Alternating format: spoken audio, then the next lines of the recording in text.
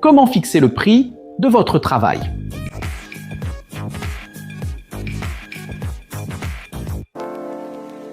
Salut les mamans de l'ingénierie, imaginez la scène suivante.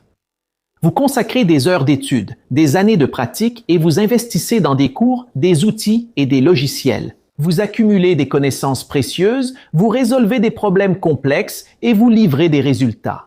Mais au moment de dire combien vaut mon travail, une page blanche apparaît juste devant vous.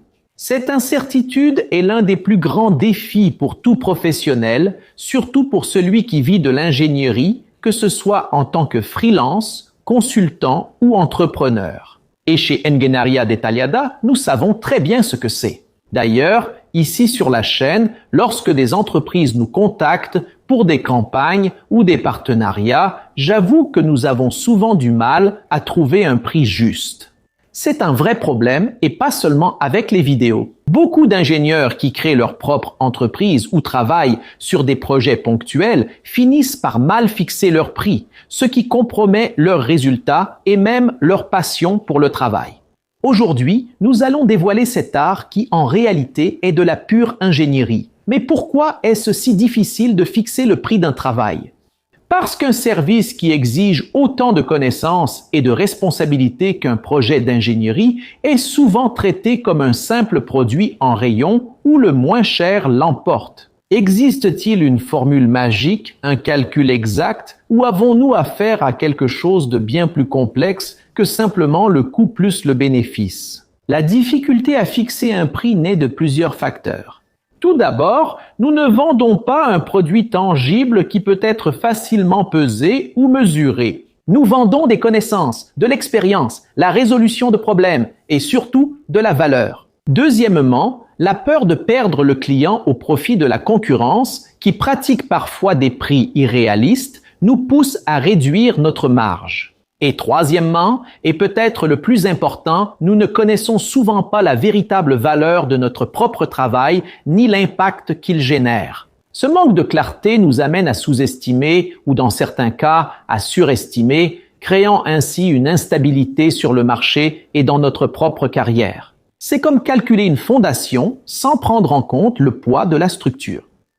À un moment donné, elle cède. Mais, pour commencer à démystifier, nous devons comprendre quels sont les éléments essentiels qui doivent entrer dans notre calcul avant même de penser à un chiffre final. Qu'est-ce qui compose réellement le coût et la valeur d'un travail d'ingénierie ou de tout service professionnel? Le premier pilier de la tarification est l'identification de tous les coûts. Et ici, il faut être minutieux. Pensez que votre travail est comme une recette. Chaque ingrédient a un coût. Il y a les coûts directs, qui sont ceux directement liés au projet en question. Et pour cela, un ingénieur doit inclure le logiciel qu'il utilise. Des licences spécifiques pour chaque projet, des matériaux de prototypage, des équipements que vous devez louer. Ou même l'embauche d'un spécialiste pour une partie très spécifique du projet. Dans notre cas, ici sur la chaîne, les coûts directs seraient le temps de montage, l'achat d'un équipement de tournage, une musique sous licence, entre autres. Ceux-ci sont faciles à identifier car ils figurent dans le budget et on peut les mesurer. Mais il ne faut pas oublier les coûts indirects qui sont la partie invisible de l'iceberg, mais qui peuvent couler le navire si on les ignore. La facture d'Internet, la facture d'électricité du bureau, le loyer de l'espace, que ce soit physique ou un coworking, l'abonnement le logiciel de gestion financière, les coûts de marketing pour attirer de nouveaux clients et même le petit café que vous prenez en travaillant. Ces coûts existent que vous ayez un projet ou non et ils doivent être répartis entre tous vos travaux. Les ignorer est le moyen le plus rapide de travailler beaucoup et de voir peu de bénéfices, voire même des pertes. Mais une fois que tous les coûts sont identifiés, qu'ils soient visibles ou cachés, l'étape cruciale suivante est combien valent votre temps, votre expérience et toutes les connaissances que vous avez accumulées au fil des années pour résoudre le problème de votre client. Comment transformer cela en un chiffre juste et compétitif? C'est ici qu'intervient le deuxième pilier, la valeur de votre travail. Une façon de commencer est de calculer un tarif horaire ou journalier. Pour cela, réfléchissez à combien vous devez gagner annuellement pour couvrir vos dépenses personnelles, investir dans votre carrière et avoir une marge de bénéfice. Ajoutez cela à vos coûts indirects annuels et divisez par le nombre d'heures facturables que vous prévoyez de travailler dans l'année. Mais rappelez-vous que tout le temps n'est pas facturable.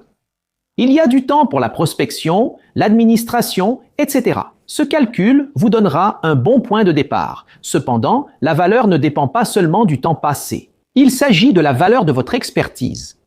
Un médecin spécialiste facture plus qu'un généraliste, non pas parce que son heure est plus longue, mais parce que sa spécialisation et son expérience permettent de résoudre des problèmes plus complexes et avec un impact plus important. Votre formation en ingénierie, vos certifications, vos années d'expérience et la complexité des projets que vous avez déjà réalisés, tout cela apporte une valeur immense. Un projet qu'un jeune diplômé mettrait des semaines à terminer, un ingénieur expérimenté peut le réaliser en quelques jours, avec une qualité supérieure et en minimisant les risques. Cette différence doit être valorisée dans le prix. Avec nos coûts bien définis et la valeur de notre savoir-faire quantifié, pouvons-nous déjà fixer le prix final? Ou devons-nous regarder le contexte externe, le champ de bataille où notre service sera proposé, afin de nous assurer que nous sommes alignés avec la réalité et la perception de la valeur? Le troisième pilier, c'est le marché et la valeur pour le client. Ça ne sert à rien d'avoir un prix qui couvre vos coûts et valorise votre expertise si le client ne perçoit pas cette valeur. Ou si la concurrence propose quelque chose de similaire pour beaucoup moins ou beaucoup plus, cela indique que vous pourriez être sous-estimé ou surestimé. Il est fondamental de faire une étude de marché. Que facturent vos concurrents directs pour des services similaires? Quel est le standard du secteur pour le type de projet que vous proposez? Plus important encore, quelle est la valeur perçue par le client? Votre projet va-t-il permettre à l'entreprise d'économiser des millions? Va-t-il résoudre un problème chronique qui cause de grandes pertes? L'impact de votre travail sur la vie du client ou sur son entreprise est un facteur puissant. Si vous faites économiser du temps, de l'argent ou apporter un avantage concurrentiel, votre prix peut et doit en tenir compte.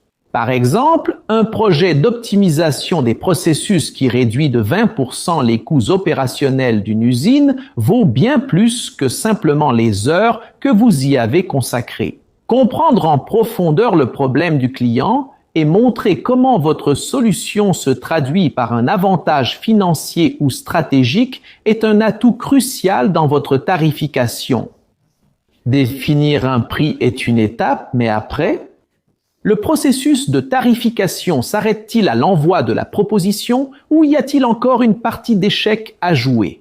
Et plus important encore, comment pouvons-nous communiquer cette valeur de manière claire et convaincante aux clients? La tarification n'est pas un acte isolé, mais fait partie d'un processus continu de gestion de votre entreprise. Une fois que vous avez un prix bien fondé, la négociation devient plus facile. Vous ne devinez pas, vous défendez une valeur calculée et stratégique. Soyez transparent sans pour autant révéler tous vos chiffres, bien sûr, sur ce qui est inclus dans le prix et les avantages que le client obtiendra.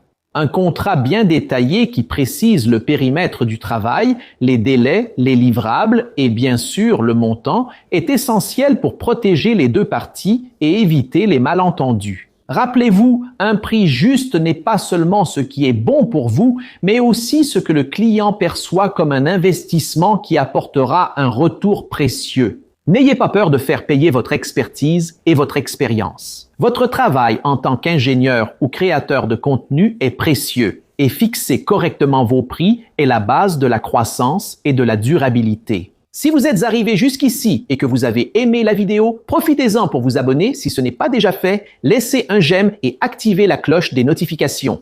Et si vous trouvez notre contenu intéressant, envisagez de devenir membre pour nous aider à continuer à produire du contenu ici, sur la plateforme, et être mentionné dans nos vidéos. Je veux approfondir vos connaissances et clarifier vos doutes sur les démarches administratives, la carrière et la pratique dans le domaine de l'ingénierie. Comptabiliser propose des solutions qui rendent la gestion de l'entreprise plus simple et complète. Accédez dès maintenant au lien qui se trouve dans la description. Et vous, avez-vous déjà eu ce casse-tête au moment de tarifer une prestation? Quelle stratégie utilisez-vous pour définir le prix de votre service ou projet? Ou bien faites-vous partie de ceux qui ont encore du mal à ne pas se sentir mal à l'aise en facturant pour ce qu'ils font de mieux? Partagez vos expériences et vos questions ici dans les commentaires. Ici à côté, il y a 2 vidéos intéressantes que vous devez regarder pour élargir vos connaissances et nourrir votre curiosité. Pour nous soutenir, likez, abonnez-vous, activez la cloche et pensez à devenir membre. Voilà, passionné d'ingénierie. Un grand salut et on se retrouve dans la prochaine vidéo.